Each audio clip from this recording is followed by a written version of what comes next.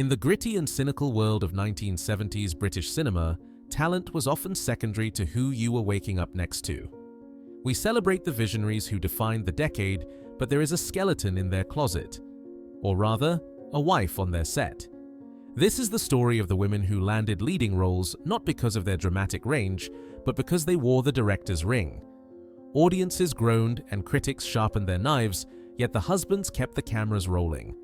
From vanity projects that flopped to painfully awkward performances that ruined classics, these are the actresses who proved that love is blind, but the box office is not. Subscribe and comment if you think nepotism ruins movies. Jill Ireland. If there was ever a woman who turned a marriage certificate into a filmography, it was Jill Ireland. Born in London, she began her career fairly innocuously, but by the 1970s, she had become the most notorious example of the package deal in cinema history. Her husband was Charles Bronson, the stone-faced icon of action movies, and for nearly 2 decades, he refused to work unless his wife was cast alongside him. The man enabling this unique form of employment insurance was frequently the British director Michael Winner. Winner, who directed the couple in multiple films during the 70s, including the infamous Death Wish, was quite open about the arrangement. He essentially admitted that to get the star, you had to take the wife, regardless of whether the role suited her or if she had any chemistry with the leading man. And the irony was palpable. Despite being married in real life, their on-screen chemistry was often described by critics as being as exciting as watching paint dry on a rainy Tuesday in Croydon. Ireland was a stunningly beautiful woman, elegant and poised, but she possessed a certain icy detachment that did not translate well to the gritty, sweaty action films her husband excelled in. In films like The Mechanic or Breakout, her presence felt jarring, like a porcelain doll placed in the middle of a bar fight. Critics were merciless. They pointed out that while Bronson was doing the heavy lifting, sweating and bleeding for the audience, Ireland seemed to be wandering in from a different movie entirely, usually wearing pristine designer clothes that looked suspiciously out of place in a Prison Break movie. The British press, in particular, viewed her with a mixture of confusion and scorn. She was seen as someone taking a job away from a struggling, talented actress simply because she had the ear of the leading man. It was the ultimate display of nepotism, forced upon the viewing public film after film. The audience reaction became one of weary resignation. When the lights went down and the opening credits rolled, seeing Jill Ireland on the screen became a running joke. It was not that she was offensively bad, it was that she was aggressively mediocre in films that required grit. She was the vanilla ice cream in a bowl of chili. In the 1970s, a decade defined by raw realism and method acting, her polished, upper-class demeanor felt archaic. Yet, the films kept coming. Bronson was fiercely protective, famously stating that he simply liked having his family around. For him, it was about convenience and comfort. For the director Michael Winner, it was the price of doing business. But for the audience, it was a test of patience. She became the symbol of the conditional casting, a reminder that in the movie business, power allows you to rewrite reality, making your spouse a movie star whether the public wants it or not. By the end of the decade, her filmography was vast, but her reputation as a serious actress was practically non-existent. She had appeared in over 15 films with her husband, a record of marital devotion that was touching in private but tedious in public. The tragedy of Jill Ireland's career was that she might have found her own niche, perhaps in light comedy or period drama, had she not been shoehorned into the violent world of 1970s action cinema. She remains the patron saint of the +1, the definitive proof that while a husband can buy you a camera, he cannot buy you an audience's love. Her legacy in the 70s is a strange one, a beautiful woman who was everywhere, yet whom nobody really wanted to see. Nanette Newman. While Jill Ireland was dodging bullets, Nanette Newman was trapped in a different kind of cage, the gilded cage of the British establishment. Newman was the wife of Brian Forbes, one of the most powerful and respected directors in the British film industry during the 1960s and 70s. Forbes was a man of immense talent, a writer and director who crafted intelligent, sensitive films. However, he had one significant blind spot: his absolute insistence on casting his wife in leading roles that were often completely beyond her range. To the British public, Nanette Newman was the fairy liquid lady, famous for her soft-focused television commercials where she praised the softness of her hands while washing dishes.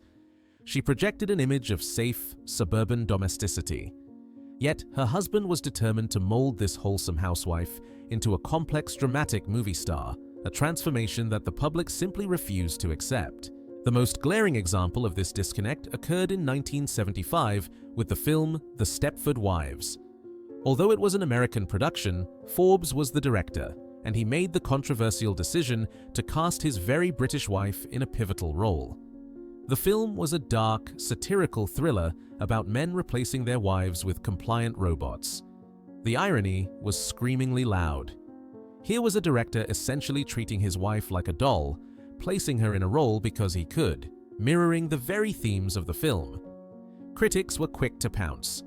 They argued that Newman lacked the edge, the paranoia, and the frantic energy required for the genre.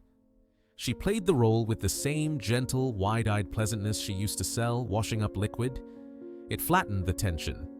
Where there should have been terror, there was mild concern. It felt like watching a school play where the headmaster had given the lead role to his favorite student. Another significant misstep was The Raging Moon in 1971. It was a serious, somber film about two young people in wheelchairs who fall in love at a care home. It was meant to be a gritty look at disability and institutional life. Forbes, of course, cast Newman as the female lead. While she gave it her best effort, the casting felt distracting. The audience struggled to see past the nepotism. It is difficult to suspend disbelief and invest in a character's tragic struggle when you know the actress is sleeping in a mansion with the director every night. The British press, known for cutting down tall poppies, labeled her performances as wooden and vacuous. They saw her as a woman who was being indulged, a vanity project that was being funded by the ticket-buying public. It was a classic case of a husband's love blinding him to his wife's professional limitations. The resentment towards Newman was not personal. She was, by all accounts, a lovely, gracious woman. The anger was directed at the system. In the 70s, Britain was full of incredible, gritty actresses like Glenda Jackson and Helen Mirren who were fighting for every role. To see Nanette Newman glide into lead parts simply because she was Mrs. Brian Forbes felt like a slap in the face to the meritocracy. She became the emblem of comfort casting. Her performances were never disastrous enough to be camp classics. They were just politely inadequate, which is almost worse in the cinema. She occupied space that should have been filled by raw talent. Brian Forbes continued to put her in his films throughout the decade, including the family favorite International Velvet, proving that, in his eyes, she was the greatest star in the world. But for the British public of the 1970s, she was simply the director's wife who would not go away. Sarah Miles. If there is one film that stands as a towering monument to the folly of a husband indulging his wife's ego, it is the 1972 disaster, Lady Caroline Lamb. The husband in question was Robert Bolt, the brilliant screenwriter responsible for masterpieces like Lawrence of Arabia and Dr. Zhivago. He was a man of words, not pictures, but his wife, the fiery and unpredictable Sarah Miles, wanted to be the biggest star in the world. She did not just want a role, she wanted a vehicle that revolved entirely around her. So, Bolt did what any love-struck writer would do. He decided to direct his very first film, written by him specifically for her. The result was a box office crash that could be heard from London to Los Angeles. It was the ultimate vanity project, a film so lavish and yet so empty that it became a cautionary tale for the entire British film industry. Sarah Miles was known for her wild child persona, a reputation she cultivated with enthusiasm. In Lady Caroline Lamb, she played an eccentric aristocrat who has a scandalous and public affair with the poet Lord Byron. It was a role that required subtlety, grace, and a deep understanding of tragedy. Instead, Miles delivered a performance that was manic, screechy, and bizarrely over the top. She threw herself around the expensive sets like a moody teenager, confusing hysteria with acting. Because the director was her husband, there was nobody on set to tell her to dial it back. He was too close to the subject, too enamored with his wife to see that her performance was alienating the audience. He framed her in every shot like a goddess, but the audience just saw a woman shouting in a very expensive wig. The British public, who were suffering through economic hardship in the early 70s, did not take kindly to this display of excess. The film cost a fortune to make, filled with grand costumes and sweeping landscapes, but it felt hollow. Critics tore it apart. They pointed out that Bolt, a genius on the page, had no idea how to control the rhythm of a film or the tone of his leading lady. They accused the couple of extreme narcissism. One review famously suggested that the film should have been titled The Robert and Sarah Show. It was painful to watch because it was so obvious that the film existed solely to flatter the actress. There was no artistic integrity. There was only a husband trying to buy his wife an Oscar with a check he could not cash in terms of talent. The backlash was severe. Sarah Miles, who had shown genuine promise in earlier films, was now branded as difficult and overrated. The nepotism of the production left a sour taste in the mouths of the movie-going public. It seemed to prove that in the closed shop of the British film industry, you could waste millions of pounds on a home movie just because your husband wrote the script. Robert Bolt never directed another film. The failure of Lady Caroline Lamb effectively killed his directorial career before it had even really begun. He went back to writing for other directors, men who knew how to. Lynn Frederick. The saga of Lynn Frederick and Peter Sellers is perhaps the most tragic and toxic example of a powerful man trying to force the world to love his wife as much as he did. Peter Sellers was not just an actor.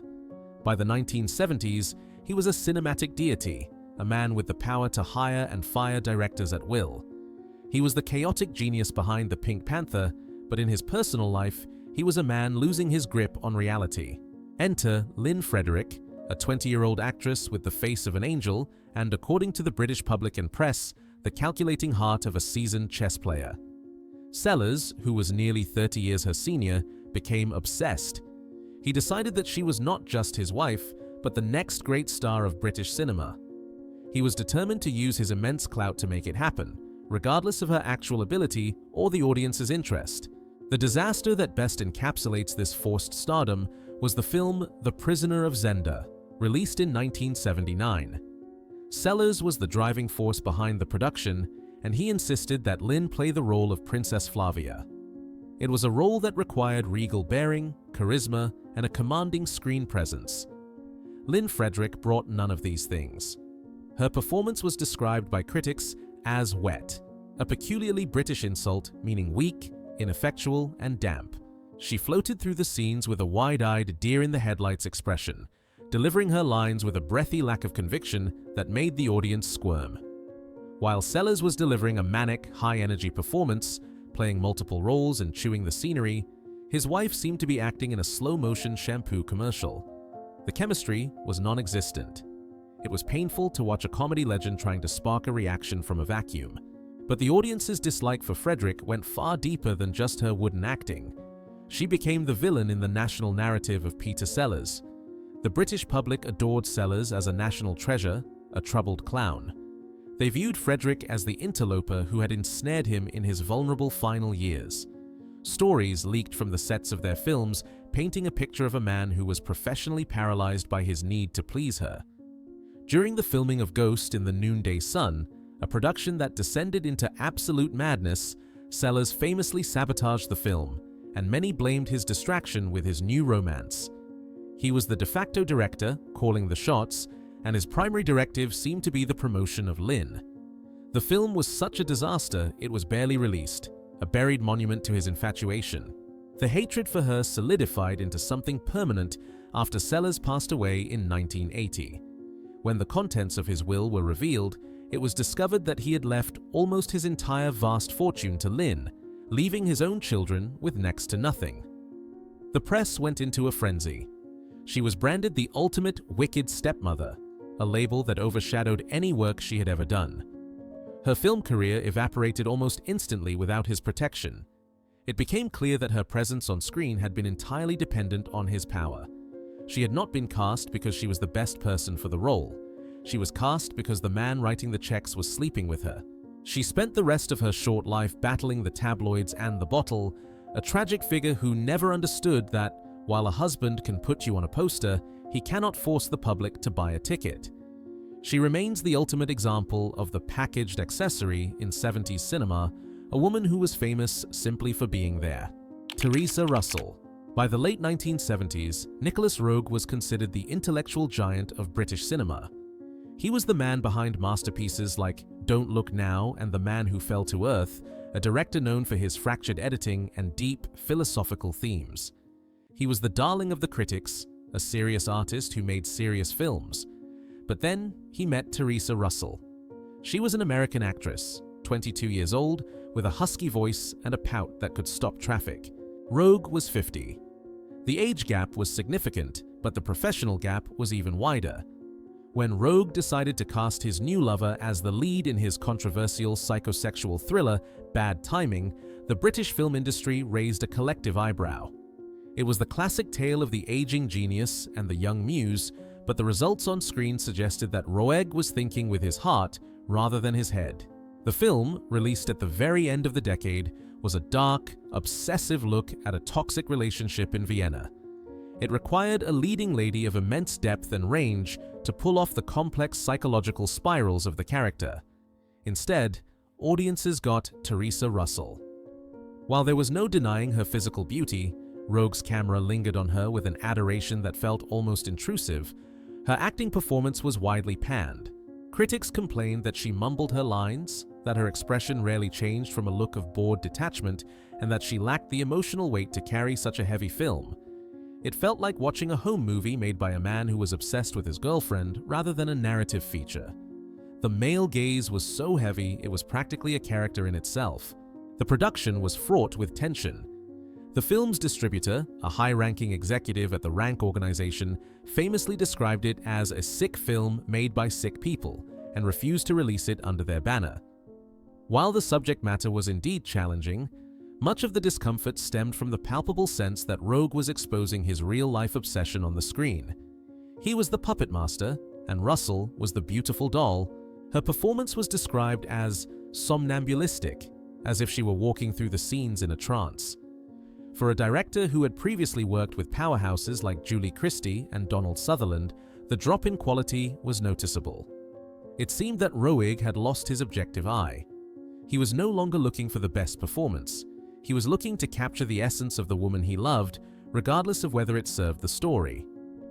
The nepotism accusations dogged them for years. Roeg continued to cast Russell in his subsequent films, such as Eureka and Insignificance, throughout the 80s. Each time, the criticism was the same. She was beautiful, certainly, but she was only there because she shared a postcode with the director. It created a glass ceiling for her own career. She was never seen as an independent artist, but always as Roeg's creation.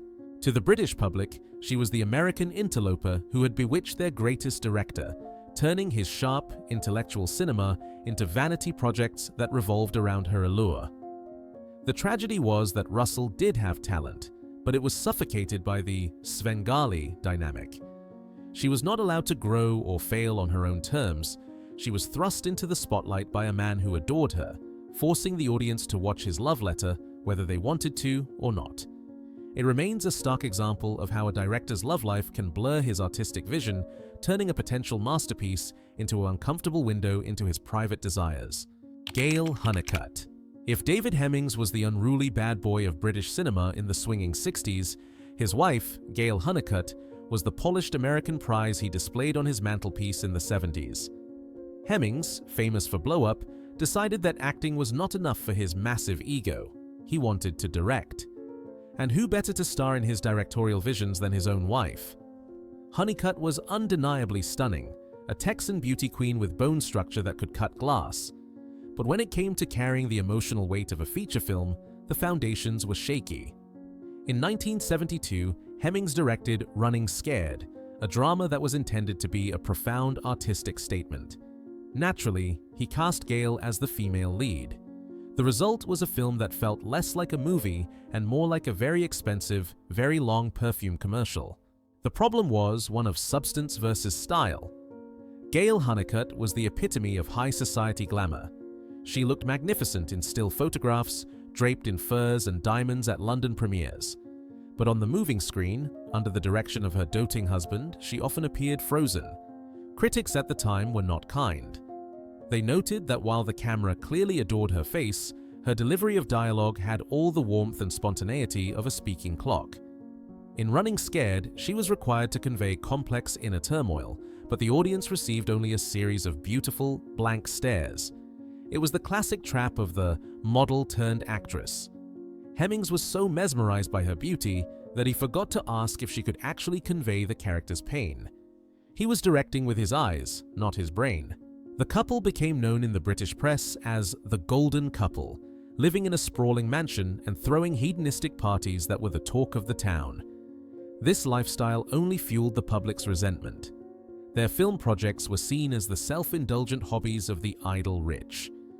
When they appeared together in Fragment of Fear, a thriller that Hemmings produced and starred in, the nepotism was glaring. The chemistry, which should have been electric given their real-life marriage, was strangely absent. It felt as though they were posing for a magazine spread rather than inhabiting a story. The audience found it hard to sympathize with characters played by two people who seemed to treat the film industry as their personal playground. By the mid-70s, the novelty had worn off. The films directed by Hemmings and starring Hunnicutt failed to set the box office on fire. The British public, struggling with power cuts and strikes, had little patience for the vanity projects of a wealthy couple who seemed disconnected from reality. Gail Hunnicutt eventually found her niche in television and theater, where she proved she was more than just a pretty face, but her era as the muse of David Hemmings remains a textbook example of marital blindness. It proved that a husband's love can get you the role, but it cannot give you the gravitas to hold the screen. Their collaborations stand as a glossy, hollow monument to a time when being beautiful and married to the director was considered a qualification for leading lady status. Shakira Cain. In the mid-1970s, Michael Caine was untouchable. He was the working-class hero who had conquered Hollywood, the man with the golden touch. But his most audacious display of power was not a salary negotiation or a script demand. It was the casting of his new wife, Shakira, in the epic adventure The Man Who Would Be King. The story of how Shakira got the role is the stuff of show business folklore, but it is also a glaring example of how a star's influence can bypass the entire audition process. Michael Caine first saw Shakira Baksh not in a theater or a film, but in a television commercial for Maxwell House Coffee. He was so struck by her beauty that he famously became obsessed, calling everyone he knew in the industry to track down the girl from the coffee advert. He found her, he wooed her, and they were married. But Caine did not just want a wife, he wanted her by his side on set.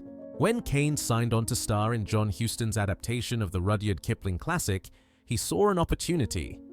The film required an exotic beauty to play the role of Roxanne, the local woman who marries Sean Connery's character. It was a pivotal role in a film stacked with titans of the industry like Connery and Christopher Plummer. Despite Shakira having almost zero acting experience, her resume was essentially modeling gigs and minor walk-on parts. Caine suggested her for the role. In any other universe, a director of John Huston's caliber would have cast a trained actress, someone who could hold her own against two of the biggest stars on the planet.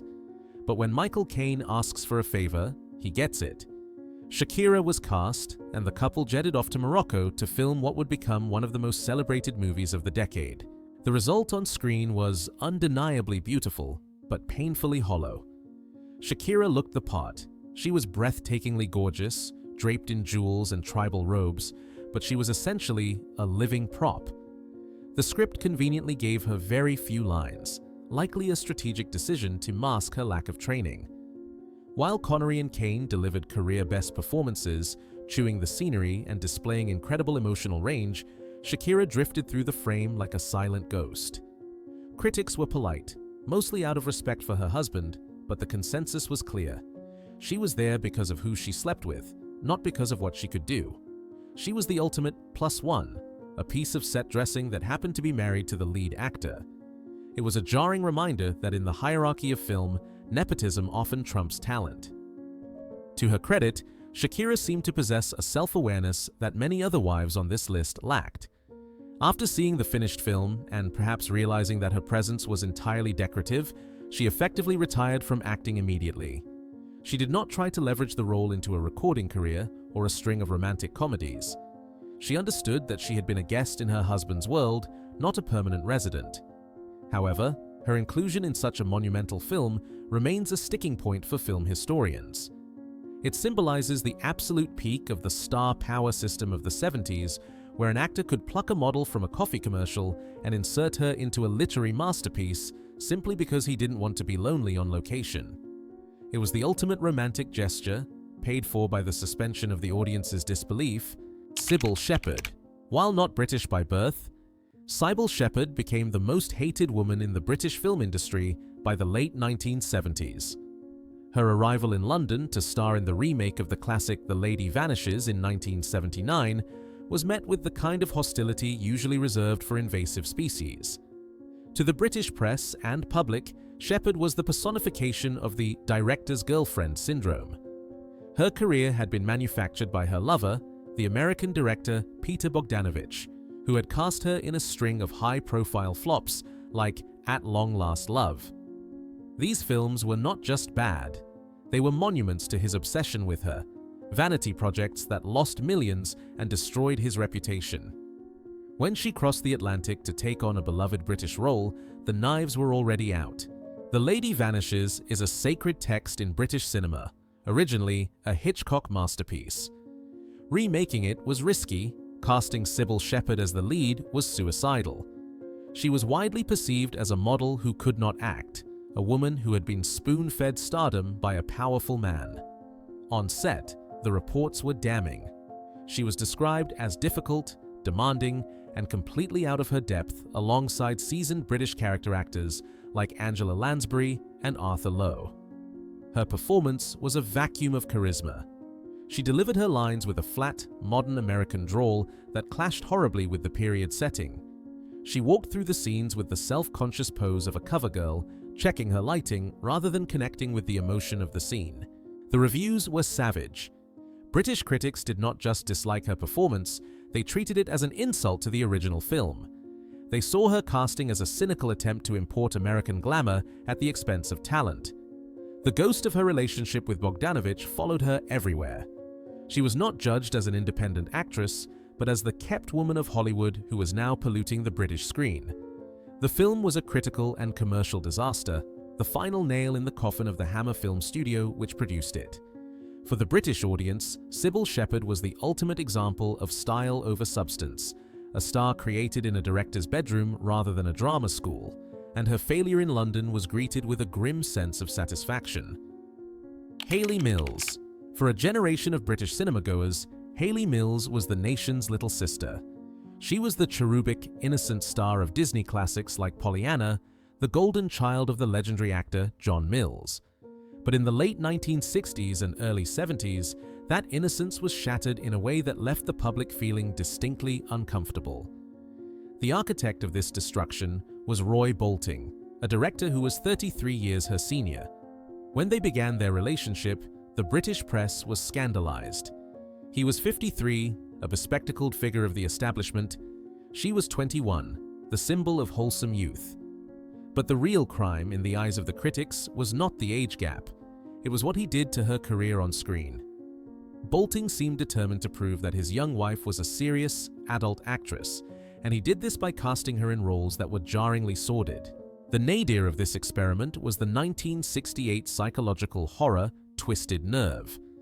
In the film, Bolting cast his young wife as the object of a disturbed young man's obsession. The film was criticized for its sleazy tone, but the focus of the discomfort was Mills herself. Seeing Pollyanna in a film involving murder and sexual menace felt wrong to the audience. It was as if Bolting was forcing her to grow up too fast, stripping away her natural charm and replacing it with a grim, gritty realism that did not suit her. Critics noted that while she tried valiantly to be the scream queen, she lacked the edge required for adult thrillers. She still looked like the girl next door, but she was trapped in a nightmare directed by her husband. The public reaction was a mixture of concern and rejection. They did not want to see Hayley Mills in compromising positions or dealing with adult themes. They wanted the magic she had as a child. Bolting was accused of being a Svengali figure, molding her into an image that satisfied his own artistic pretensions rather than serving her natural talents. Their collaboration on The Family Way did yield some critical success, but it also featured a brief nudity scene that caused a national furore. It felt exploitative. The perception was that the aging director was using his young wife's fame to sell tickets to his provocative films. By the mid-70s, the marriage and the professional partnership had stalled.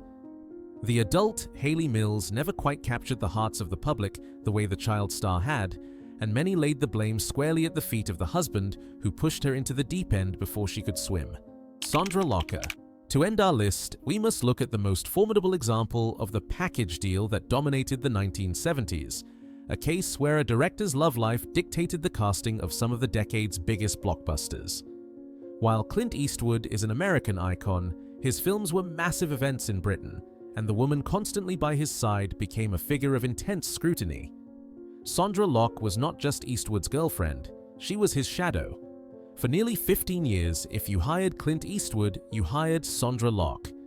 It became an unwritten rule of Hollywood that baffled audiences and frustrated studio executives. She appeared in 6 films with him, including The Outlaw Josie Wales and The Gauntlet, often playing roles that critics felt she was ill-equipped to handle. The public animosity towards Locke was unique. Eastwood was the ultimate alpha male, the man of few words and plenty of action. Audiences wanted to see him shooting bad guys and riding into the sunset. They did not want to see him bogged down in romantic subplots with a woman who often projected a cold, prickly energy on screen. In The Gauntlet, released in 1977, she played a prostitute, a role that required a certain street-smart charisma. Instead, critics described her performance as shrill and unlikable. There was zero chemistry between them, which was bizarre considering their off-screen relationship.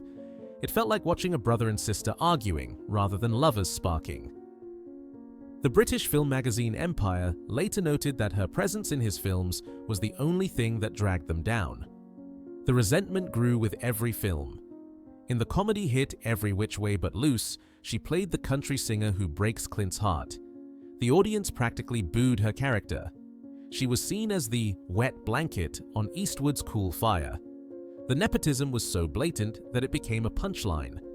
She was not cast because she was the best actress for the job. She was cast because the director was driving her home every night. It was a power move by Eastwood, a signal that he could do whatever he wanted. When the relationship ended in a bitter, high-profile lawsuit in the late 80s, Locke's acting career effectively ceased to exist, proving once and for all that her stardom was entirely alone from the man who made her famous.